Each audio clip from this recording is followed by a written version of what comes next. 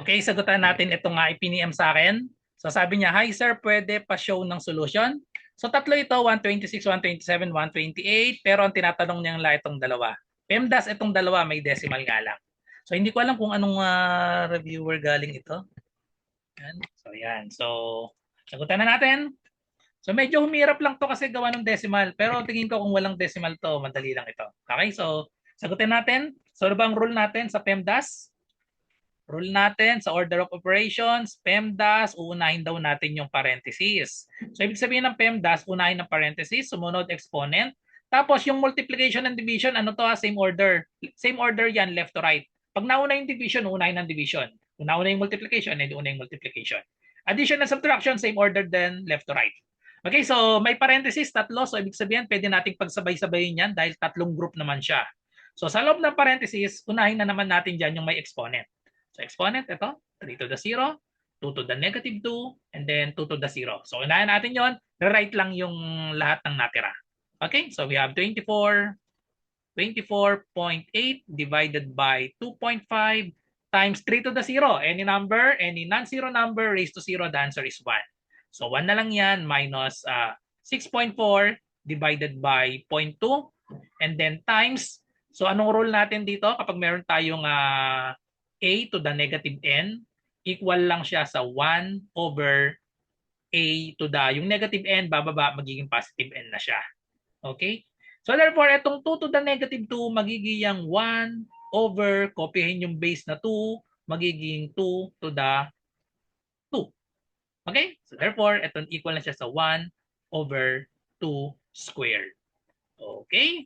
So tapos pwede natin i-simplify ito. Simplify na natin. Ang 2 squared ay 2 times 2. So 2 times 2, so gawin na natin 4 ito. Okay? So 4 na siya. May parenthesis, minus, evaluate lang natin ito. So we have 10.5 divided by 0.5 times non-zero number raised to 0. The answer is 1. And then minus 3.25. Okay? So ngayon, magdi-divide na tayo. MDAS, no? Multiplication, division. So left to right, unahin natin yung nauna, division lahat yung nauna. Ayan, division. Ito, division din, and then another division. So i-divide lang natin. So scratch tayo dito. Scratch tayo dito sa bandang baba dito. 24.8 divided by 2.5. Kung mapapansin natin, ang divisor natin decimal. May 0.5. So para diretso na sa pagdi-divide, ang gagawin lang natin dito, i-move natin ito ng isa. Siyempre, pag minove natin, magiging 25. Itong isa, 24.8, yung dividend, i-move din natin. So magiging 248 yan. Magiging 248 divided by 25. Okay? Sabay-sabay na natin. 6.4 divided by 0.2, may decimal ulit ang divisor. Move ng isa, magiging 2 na lang. Itong 6.4, magiging 64. Okay? So therefore, magiging siyang 64 divided by 2. And then last, meron tayong 10.5 divided by 0.5. Divisor natin, decimal. So i-move ng isa, kailangan i-move din ng isa. So meron tayong 105 divided by 5. Okay? So evaluate lang natin yan. So kailangan manual kapag civil service exam. So ito, lagyan natin ng dalawang 0. Obvious, hindi ito eksakto. Tapat na natin dito. 248 divided by 25, eksakto yan sa 9. 9 times 5, we have 45. 9 times 2 is 18 plus 4, so we have 225. Pag sinabtract natin, 8 minus 5 is 3, 4 minus 2 is 2. Bring down natin itong 0, 230 divided by 25, another 9. So multiply, so another 225. Pag sinabtract natin, equal na siya sa 5. Eksakto na. Bring down the last 0. 50 divided by 25 is 2. 2 times 25 is 50. Okay, subtract 0 na. So therefore, ang quotient nito ay 9.92. And then may times 1, bali wala na yan. 9.92 pa rin yan. Minus, quantity tayo, 6.4 divided by 0.2. So ito na yan, 64 divided by 2. So madali ng i-mental, no? So that is 32. 6 divided by 2 is 3. 4 divided by 2 is 2. So therefore, 32 na lang ito. Times 1/4. Okay? Minus, so divide natin ito, 105 divided by 5. Madali na rin i-mental. 10 divided by 5 is 2. 2 times 5, 10. Tapos 5 divided by 5 is 1. 1 times 5 is 5. Okay, so eksakto na lang ito na 21 times 1 minus 3.25. Okay? So, burahin na natin. Itong scratch natin dito. Times 1, so syempre 9.92 pa rin yan. T-1 lang natin. Minus 32 times 1/4, pwedeng i-multiply, pwedeng i-divide na lang para shortcut. 32 divided by 4, that is equal to 8. And then minus siya 21 times 1. So magiging na lang siyang, ay sorry, at plus pala ito. Plus, ba't ba minus yung nailagay ko? So plus ito, and then ito ay plus din. Okay? Plus itong sign natin dito, plus. So 21 times 1, 21 lang yan. And then minus 3.25. Uunahin natin ito kasi nasa parenthesis pa siya. Okay? So we have 9.92 minus 8 and then plus, subtract natin 21 minus 3.25.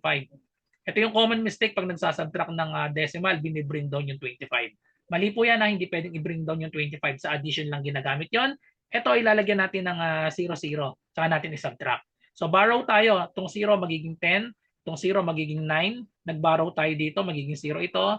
Tapos magiging 1 dahil 0 minus 3 hindi pwede. Borrow dito. So ito magiging 1. Okay? So bring down 1. 10 minus 3 is 7. Tapat ang decimal point. 9 minus 2 is 7. 10 minus 5 is 5. So therefore, we have 17.75. Okay, so left to right tayo, subtraction and division na. Itong dalawa, 9.92 minus 8. Yung mina-minus natin whole number, so ibawas lang dito, we have 1.92 and then plus 17.75. Okay? Mahirap i-mental, no? So itapat lang natin, no? 1.92. Okay, add natin 1.92. 5 plus 2, we have 7. 7 plus 9 is 16. Carry 1, 171, that is 9. Bring down 1. The answer is 9.67, the third B. Okay? Sasagutan natin ang number 2. Solve quantity 12.5 minus 3.2 divided by 0.5 times quantity 4.8 minus 2.3 plus 1.4. Okay? So, ganun din. PEMDAS ulit tayo. PEMDAS rule. Unahin natin yung mga may parenthesis. Yan. Ito may parenthesis dito. May parenthesis din dito. Okay? So, unahin natin ito. May parenthesis na tayo dito. 12.5 minus 3.2 o simpleng subtraction lang. 12.5 minus 3.2. What's the answer? 5 minus 2 is 3. Tapat ang decimal point. 12 minus 3 is 9. Okay? 9.3 divided by 0.5. Lagyan natin ng bracket. And then we have times. Subtract natin ito. Madali ng i-mental, no? Pero pakita natin ang solution. 4.8 minus 2.3. We have 8 minus 3 is 5. 4 minus 2 is 2. So 2.5. 2.5 plus 1.4. Okay. So, divide lang natin ito. Again, ito ay, ang divisor natin ay decimal. Move ng isa. Siyempre, i-move din natin ng isa ito. So, scratch tayo dito. Magiging siyang 93 divided by 5. Okay, may decimal pa rin ito. So, tapat natin dito. Ayan, magdagdag tayo ng isang 0. Obvious naman kasi. 9 divided by 5 is 1. 1 times 5 is 5. Subtract, we have 4. Bring down 3.